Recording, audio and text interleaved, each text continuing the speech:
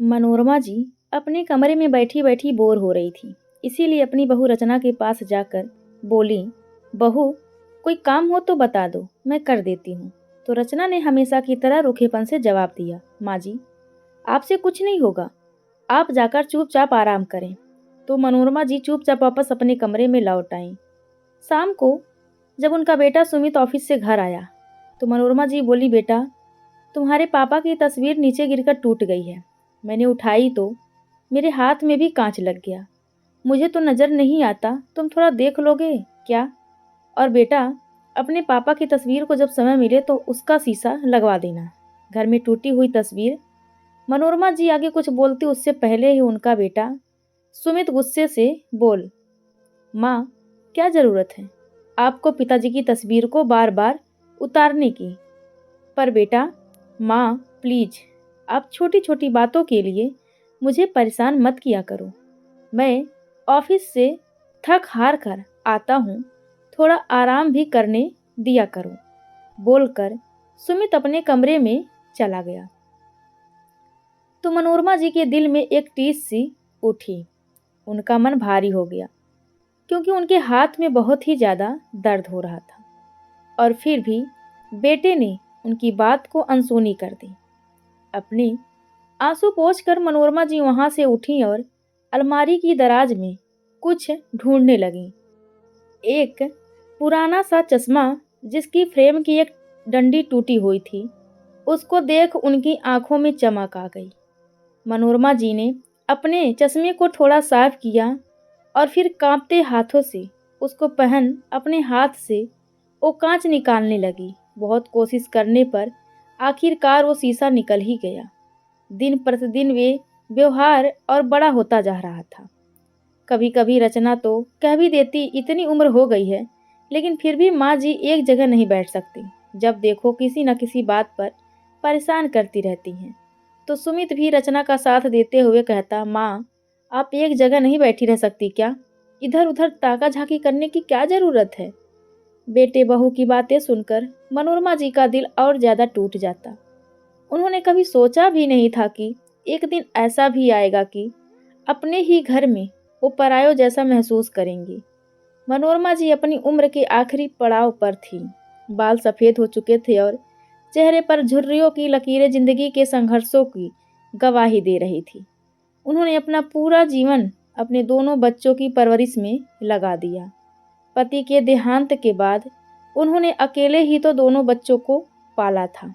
ना दिन का होश रहता और ना रात का। बस एक ही सपना था कि उनके बच्चे खुशहाल जिंदगी जिएं। जब सुमित बड़ा हुआ, नौकरी भी लग गया और शादी भी हो गई तो मनोरमा जी को लगा कि अब उनके जीवन में सुकून आएगा। लेकिन कुछ भी ऐसा नहीं हुआ। उन्होंने जैसा सोचा था बहू आते ही बात बात पर मनोरमा जी को टोकने लगी।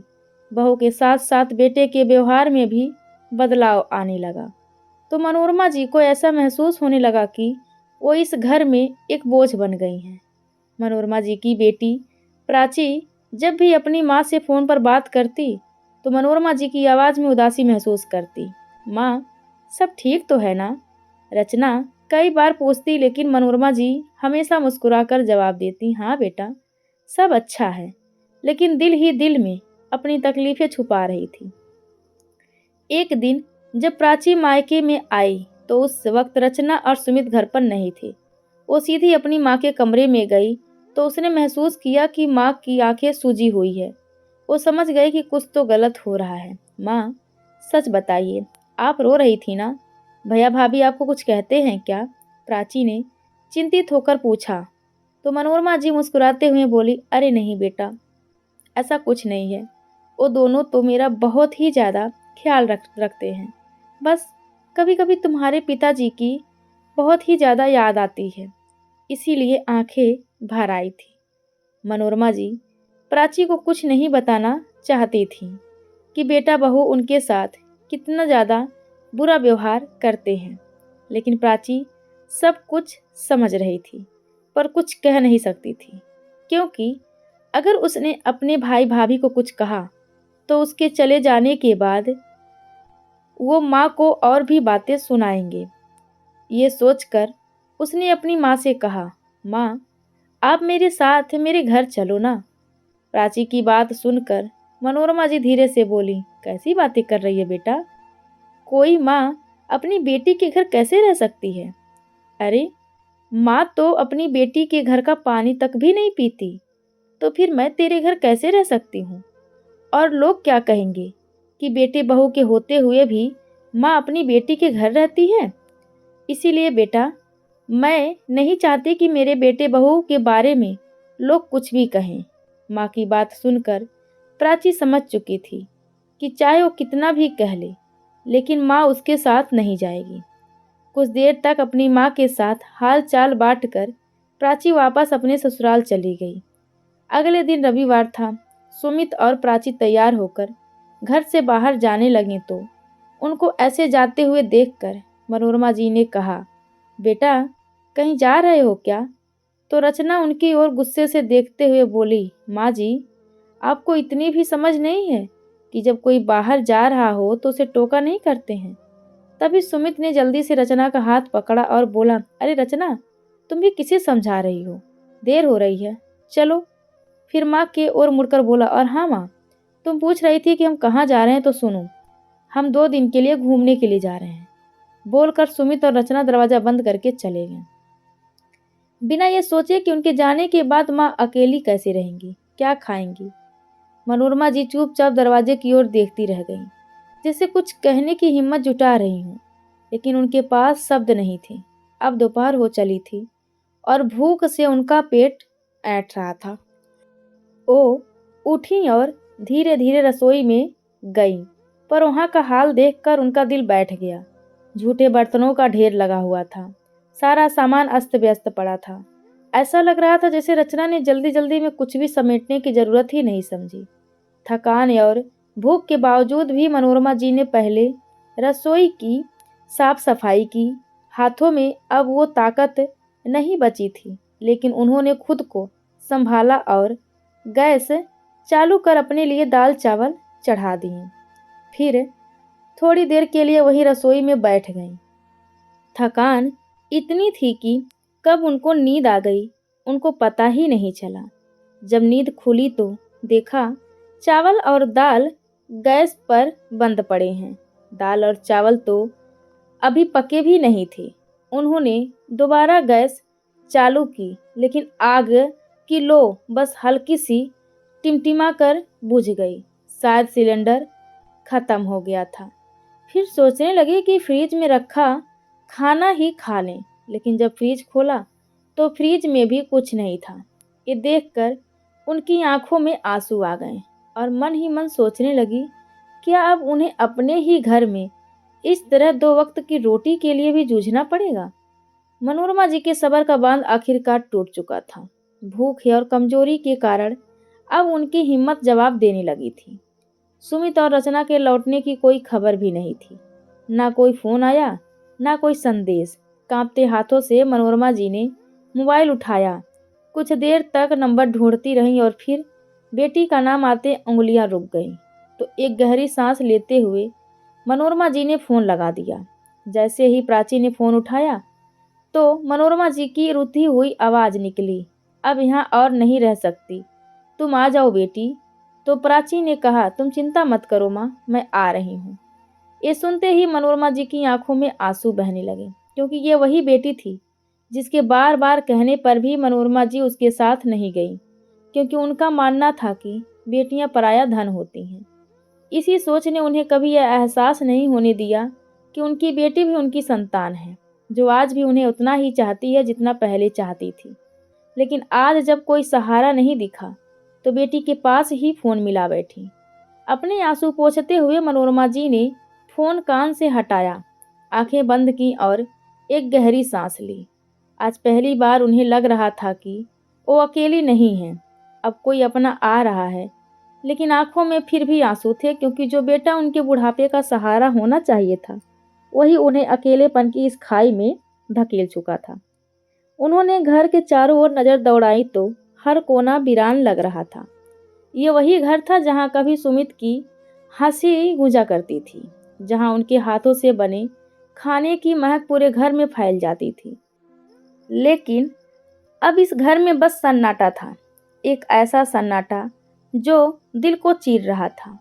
करीब 1 घंटे बाद दरवाजे की घंटी बजी तो मनोरमा जी ने लड़खड़ाते कदमों से दरवाज़ा खोला तो सामने आंखों में चिंता, चेहरे पर गुस्सा और दिल में माँ के लिए बेइंतहा प्यार लिए उनकी बेटी प्राची खड़ी थी। माँ प्राची ने उन्हें देखते ही गले से लगा लिया और लगाते हुए कहा तो मनोरमा जी की आंखों में भी रुके हुए आंसू बह निकले। इतने दिनों से जो दर्द उन्होंने दिल में दबाया था वो अभी प्राची की बाहों में समाकर छलकने लगा। प्राची के पति विकास भी उसके साथ आए थे। उन्होंने आगे बढ़कर मनोरमा जी के पैर छुए और प्यार से बोले, माँ जी आपने हमें पहले क्यों नहीं बुलाया? तो मनोरमा जी ने कोई जवाब नहीं दिया। वो बस प्राची की ओर देखती रही थी, जैसे उन्हें यकीन ही नहीं हो रहा था कि कोई उनके लिए भी इतनी परवाह कर सकता है। प्राची ने अंदर जाकर घर का हाल देखा तो बिखरा हुआ सामान, रसोई में पड़े अधचले चावल, खाली गैस और माँ की कमज़ोर हालत देखकर उसे गुस्सा भी आ रहा था और तकलीफ भी हो रही थी। भैया और भाभी कहाँ हैं? प्राची ने पूछा तो मनोरमा जी ने कहा कि घूमने गए हैं। ये सुनते ही तो प्राची का खून खौल उठा। माँ आपको इस हाल में छोड़कर ये दोनों मस्ती करने चले गए? ये भी नहीं सोचा कि घर में ना खाने की व्यवस्था है ना कुछ और, तो पीछे से माँ अकेली कैसे रहेगी? क्या इतना भी नहीं सोच सकते थे कि आप अकेली हैं? तो मनोरमा जी कुछ नहीं बोली, वो बस चुपचाप अपनी बेटी को देखते रही। तो प्राची ने आगे कोई सवाल नहीं किया। वो सीधा अंदर गई और माँ के कपड़े पैक करने लगी। माँ अब बस बहुत हो गया, अब आप इस घर में एक पल भी नहीं रुकेंगी। भैया और भाभी के लिए आप सिर्फ एक जिम्मेदारी बन चुकी हैं, लेकिन मेरे लिए आप मेरी दुनिया हो। अब आप मेरे साथ चलोगी? तो मनोरमा जी ने भी नम आंखों से हामी भर दी। उधर दूसरी तरफ घूमने गए उनके बेटे और बहू आराम से शिमला की ठंडी वादियों में घूम रहे थे। तभी एक जाना पहचाना चेहरा उनके सामने आया। वो व्यक्ति कोई और नहीं बल्कि डॉक्टर राजीव कटेवा थे, जिसने रचना की जान बचाई थी। सुमित तुरंत उनके पास गया और खुशी से बोला, डॉक्टर राजीव आप यहाँ? आपको याद आया? आपने मेरी पत्नी रचना की जान बचाई थी। मैं आपका हमेशा शुक्रगुजार रहूँगा। तो डॉक्टर ने भी मुस्कुराते हुए सुमित का अभिवादन किया, लेकिन उनके चेहरे पर एक हल्का सा संकोच था। सुमित की बात सुनकर डॉक्टर थोड़े गंभीर हो गए। उन्होंने सुमित और रचना को एक कोने में बैठने का इशारा किया और धीरे से कहा, सुमित तुम्हें एक सच्चाई बताने का समय आ गया है जो तुम्हें अब तक नहीं पता थी। ये सुन सुमित और रचना दोनों चौंक गए। सुमित ने हैरानी से पूछा, सच्चाई? कैसी सच्चाई डॉक्टर साहब? तो डॉक्टर राजीव ने एक गहरी सांस लेते हुए कहा, सुमित ऑपरेशन के बाद तुम्हारी पत्नी ठीक हुई थी। उसमें उनको एक किडनी ट्रांसप्लांट की ज़रूरत थी। तुम हमेशा समझते रहे कि रचना को किडनी किसी अजनबी डोनर ने दी थी, लेकिन सच्चाई ये है कि वो किडनी तुम्हारी माँ मनोरमा जी ने दी थी। ये सुनते ही सुमित और रचना के चेहरे पर रंग उड़ गया। रचना ने हैरानी से डॉक्टर से पूछा, माँ जी ने दी थी? तो डॉक्टर ने सिर हिलाते हुए कहा, हाँ मनोरमा जी। मनोरमा जी ने ही अपनी एक किडनी तुम्हें देने का फैसला किया था। उन्होंने मुझे ये भी कहा था कि इस बात का जिक्र कभी तुमसे ना करूं, क्योंकि वो नहीं चाहती थी कि तुम्हें ये एहसास हो कि तुम्हारा जीवन उनकी कुर्बानी से जुड़ा है। पर आज तुम दोनों को अकेला देखकर मुझे लगा कि उनकी कुर्बानी की बात तुम्हें बतानी चाहिए। देखो सुमित, उनकी इस उम्र में आपको उनका ख्याल रखना चाहिए। रचना का गला सूख गया। उसके कानों में डॉक्टर की बातें गूंजने लगी। उसकी आंखों के सामने अपनी सास के किए बलिदान का दृश्य घूमने लगा। वो सोच भी नहीं सकती थी कि जिस माँ के साथ उसने और सुमित ने इतना बुरा व्यवहार किया, उस माँ ने अपनी जान खतरे में डालकर उसकी जिंदगी बचाई थी। सुमित ने भी अपनी गलती को महसूस किया और उसकी आंखें भी भर आई। दोनों ने एक दूसरे की ओर देखा तो अब एक ही बात उनके दिल में थी, पछतावा और माँ से मिलने की तड़प। शिमला से लौटते समय दोनों ने फैसला किया कि घर पहुंचते ही वो अपनी माँ से माफ़ी मांगेंगे और उन्हें कभी अकेला महसूस नहीं होने देंगे। लेकिन जब वो लोग घर पहुंचे और दरवाज़ा खोला तो सन्नाटा पसरा हुआ था। उन्हें उम्मीद थी कि माँ अंदर होंगी, लेकिन घर में कहीं भी उनकी झलक नहीं थी। हर कोना खाली लग रहा था। सुमित और रचना ने तुरंत अपने अपने कमरों की ओर दौड़ लगाई, लेकिन मनोरमा जी कहीं भी नहीं मिली। तभी रचना की नज़र मेज पर रखे एक कागज पर पड़ी तो कांपते हाथों से उसने वो चिट्ठी उठाई और जोर से सुमित को पुकारा, सुमित देखो, माँ ने चिट्ठी छोड़ी है। तो सुमित ने जल्दी से रचना के हाथ से चिट्ठी ली और पढ़ने लगा। प्रिय सुमित और रचना, तुम्हारे जीवन में मेरी कोई जगह नहीं है और ये बात अब मुझे समझ आ चुकी है। मैं तुम दोनों के सुख के लिए हमेशा दुआ करूंगी, लेकिन अब इस घर में मेरा दम घुटता है। मैंने अपने लिए एक नई जगह ढूंढ ली है जहाँ मैं अपनी बाकी की ज़िंदगी सुकून से बिता सकूंगी। मेरी चिंता मत करना, तुम्हारी माँ, मनोरमा। चिट्ठी पढ़ते ही सुमित और रचना की आंखों में आंसू आ गए। सुमित ने चिट्ठी को रखते हुए कहा, हमारी वजह से माँ ये घर छोड़कर चली गई। तो रचना ने भी रोते हुए कहा, हमने अपनी माँ के साथ कितना बुरा किया। सुमित, हमें उन्हें हर हाल में वापस लाना होगा। सुमित ने रचना की ओर देखा और गंभीर स्वर में बोला, हाँ रचना, अब हमें माँ को ढूंढना होगा और उनसे अपने किए की माफ़ी मांगनी होगी। अब हम उन्हें कभी भी अकेला महसूस नहीं होने देंगे। सुमित और रचना ने तुरंत माँ की तलाश शुरू की। उनके दिल में पछतावे का बोझ था, लेकिन साथ ही एक दृढ़ निश्चय भी था कि वो अपनी माँ को वापस लाकर उनके जीवन को खुशियों से भर देंगी। वो पूरे शहर में मनोरमा जी को ढूंढ चुके थे। उन्होंने हर जगह पता किया जहां उसकी माँ जा सकती थी। मंदिर, धर्मशाला, माँ के पुराने दोस्त, हर जगह ढूंढ लिया, लेकिन उनका कहीं कोई सुराग नहीं मिला। थक हार कर जब वो घर लौटे तो रचना ने चिंतित स्वर में कहा, सुमित, माँ जी कहीं प्राची के घर तो नहीं चली गई हैं? प्राची का नाम सुनते ही सुमित ने झुंझला कर कहा, नहीं रचना, माँ प्राची के घर कभी नहीं जाएंगी। तुम माँ को नहीं जानती क्या? उन्होंने हमेशा कहा है कि बेटियां पराया धन होती हैं। वो अपने बेटे का घर छोड़कर अपनी बेटी के घर कभी नहीं जाएंगी। तो रचना सुमित को समझाते हुए बोली, सुमित, माँ अब तक अपने उस पुराने विश्वास में जी रही थी, लेकिन हम दोनों ने उन्हें जिस तरह अकेला छोड़ दिया, उसके बाद शायद उन्होंने महसूस किया हो कि उनके लिए अपनी असली सहारा कौन है। अगर वो कहीं और नहीं गई तो यकीन मानो प्राची के पास जरूर होंगी। सुमित असमंजस में पड़ गया तो प्राची बोली, एक बार फोन करके देख लो। सुमित, अगर माँ वहाँ नहीं होंगी तो हमें तसल्ली तो हो जाएगी कि माँ वहाँ नहीं है। तभी सुमित ने फोन उठाकर प्राची के पास मिलाया। हेलो प्राची, माँ क्या तुम्हारे पास हैं? तो कुछ देर तक खामोशी पसरी रही। फिर कुछ सोचकर प्राची ने कहा, तुम्हें आज बड़ी माँ की फिक्र हो रही है, वरना उसको घर में अकेली छोड़कर चले गए। ना खाने की व्यवस्था करके गई और ना गैस की। सुमित को प्राची के शब्द तीर की तरह चुभ रहे थे। वो जानता था कि प्राची सही कह रही है। उसने गहरी सांस ली और रूधे स्वर में बोला, प्राची, मैं जानता हूँ कि मैंने बहुत गलत किया। मैंने माँ को वो प्यार और इज्जत नहीं दी जिसकी वो हकदार थी, लेकिन अब मैं अपनी गलती सुधारना चाहता हूँ। मुझे माँ से बात करनी है, प्लीज प्राची। तो प्राची ने कुछ देर सोचा, फिर बोली, माँ अभी आराम कर रही हैं, लेकिन अगर तुम सच में अपने किए पर पछता रहे हो तो आकर माँ से खुद माफ़ी मांग लो। तो सुमित की आंखें भर आई। उसने तुरंत कार की चाबी उठाई और रचना से कहा, चलो हमें माँ के पास जाना है। ये सुन रचना ने भी राहत की सांस ली और दोनों तुरंत प्राची के घर की ओर निकल गए। रास्ते भर सुमित के दिमाग में माँ की तस्वीर घूम रही थी।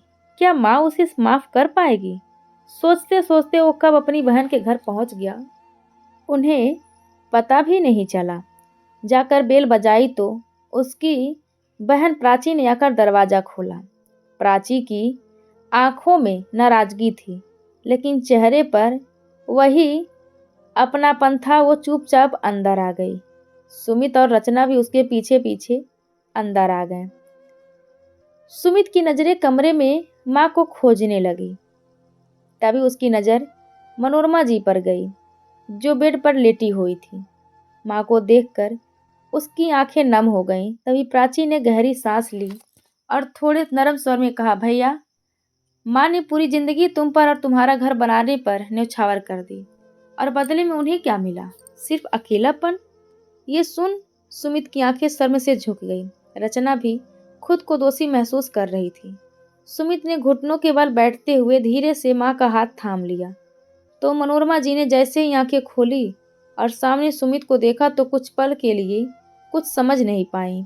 माँ, प्लीज मुझे माफ कर दो। कहते कहते सुमित की आवाज भर्रा गई तो मनोरमा जी की आंखें भी भर आई, लेकिन उन्होंने कुछ नहीं कहा। तो सुमित उनकी गोद में सिर रखकर फूट फूट कर रोने लगा। मैं जानता हूँ माँ कि मैंने आपको बहुत तकलीफ दी है, लेकिन अब और नहीं। मैं आपको लेने आया हूँ, अब आप मेरे साथ चलोगी। तो मनोरमा जी कुछ कहती उससे पहले ही प्राची ने आगे बढ़कर कहा, सुमित, माँ अब इस घर में खुश हैं। यहाँ उन्हें वो प्यार और सम्मान मिल रहा है जिसकी उन्हें जरूरत है। तो सुमित प्राची की तरफ देखते हुए बोला, मुझे अपनी गलती का एहसास हो गया है। प्राची, प्लीज मुझे माँ को ले जाने दो ना। तो कमरे में गहरा सन्नाटा छा गया। सुमित ने माँ के पैरों को छूते हुए कहा, माँ प्लीज मुझे एक मौका दे दो। मैं वादा करता हूँ अब से आपको कभी कोई तकलीफ नहीं होगी। रचना ने भी सर झुकाकर कहा, माँ, मैं भी अपनी सारी गलतियों के लिए शर्मिंदा हूँ। मैं आपके बिना उस घर की कल्पना भी नहीं कर सकती हूँ। प्लीज हमारे साथ चलिए ना। तो मनोरमा जी की आंखों में आंसू छलक पड़े। वो सुमित और रचना को देख समझ चुकी थी कि उनको अपने किए की गलतियों का एहसास हो चुका है। उनकी आंखों में सच्चे पश्चाताप के आंसू थे। इसीलिए उन्होंने प्राची से कहा, बेटा, इन्होंने अपनी गलती मान ली है। तुमने मुझे अपनाकर बेटी का असली रूप दिखाया। बेटा, तुम्हारे बिना मैं शायद टूट चुकी थी, लेकिन अब वक्त आ गया है कि मैं अपने घर लौट जाऊं। तो प्राची की आंखें नम हो आई, लेकिन उसने माँ का फैसला खुशी खुशी स्वीकार किया। तो मनोरमा जी बेटी के सिर पर हाथ रखकर उससे विदा लेकर अपने बेटे बहू के साथ अपने घर की ओर निकल गई। आज उनके चेहरे पर सुकून था, क्योंकि आज वो मजबूरी में नहीं बल्कि अपने बेटे बहू के बदले हुए व्यवहार के साथ अपने घर लौट रही थी। घर पहुंचकर रचना मनोरमा जी का हाथ थामकर बोली, माँ, आज से आपका हर पल खुशियों से भरा होगा। तभी सुमित ने भी आगे बढ़कर कहा, माँ, जब तक मैं जीवित हूँ आपको कभी कोई दुख नहीं होने दूंगा। तो मनोरमा जी की आंखों में भी खुशी से आंसू छलक आए। उन्होंने बेटे बहू के सिर पर हाथ सहलाते हुए कहा, बस अब और कुछ नहीं चाहिए बेटा, तुम्हारा ये प्रेम जिंदगी भर बना रहे, यही बहुत है। कहते हुए मनोरमा जी ने अपने दोनों बेटे बहू को सीने से लगा लिया।